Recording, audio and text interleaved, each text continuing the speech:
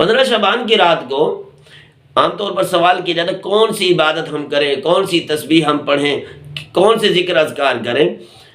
جو بھی ذکر کیا جائے جس کے اندر اللہ کی یاد ہو، کلمہ طیبہ ہو، سبحان اللہ، الحمدللہ، لا الہ الا اللہ، نفل نمازیں، ساری کی ساری اللہ کے ہاں معتبر ہیں، ساری کی ساری کی اللہ کے ہاں بہت بڑی قدر ہے۔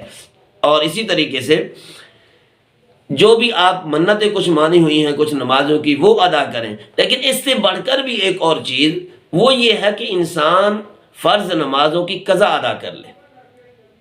یہ خیرات کرنے سے بھی زیادہ افضل ہے، نفلیں پڑھنے سے بھی زیادہ افضل ہے، قرآن پڑھنے سے بھی زیادہ افضل ہے۔ وہ اس وجہ سے کہ یہ چیزیں ہیں اختیاری، قرآن پڑھنا اختیاری، نفل نماز پڑھنا اختیاری، دعوتیں کرنا اختیاری، خیرات دینا اختیاری، یہ سارے اختیاری، مرضی ہے کریں نہ کریں، یہ آپ کی اپنی مرضی پہ ڈیپینڈ کرتا ہے۔ نہیں کریں گے تو پھر ثواب نہیں ہوگا، لیکن اس کا سوال نہیں ہوگا آخرت میں، اگر کریں گے تو صرف ثواب ہوگا۔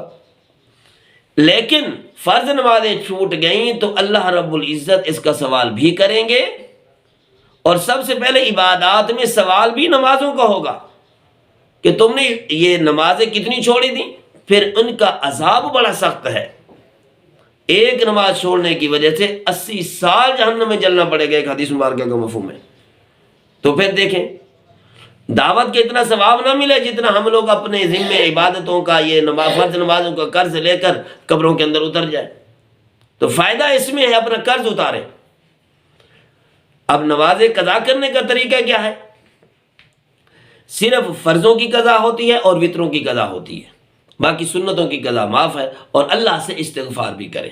اس کے ساتھ ایک اور مسئلہ بھی ہے کہ اگر سفر میں کچھ نمازیں قضا ہوئی ہیں تو اگر آپ 15 شعبان کو قضا کریں گے تو پھر وہی اتنی ہی رکعتیں پڑھیں گے جتنی آپ کی فرض یہ سفر میں تھیں۔ مثال کے طور پر وہ عشاء کے فرضوں کی 2 رکعتیں آپ پہ لازم تھیں، ظہر کی 2 رکعتیں لازم تھیں، عصر کی 2 رکعتیں لازم تھیں، تو وہی 2 رکعتیں آپ پڑھیں گے اور 3 وتر بھی پڑھیں گے۔